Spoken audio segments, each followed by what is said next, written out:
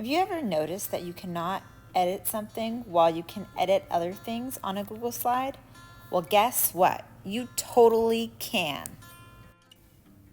To change the part of the slide that you cannot edit, click on Slide and go down to Edit Theme and click on that. Then you will see your slides in a master view. This is where you can make all your edits, like renaming assignments.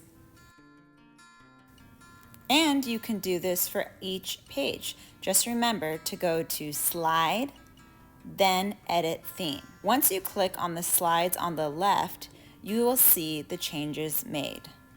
So you are probably wondering, what is the point of doing this? This allows you to make master pages so that your students do not edit all your hard work, just the parts that they are supposed to fill out. Here is a slideshow that I want to give my students, but I don't want them changing my directions. To protect the slide from being changed, I'm going to copy all the text, delete it from the slide, and paste it in the theme builder by going to Slide, Edit Theme. You can also go to View, Theme Builder to make the same changes. What you'll notice is that when I click over back to my original slides, it's not there. To view that slide I just edited in Theme Builder, I'm going to click the arrow next to the plus button and find the slide.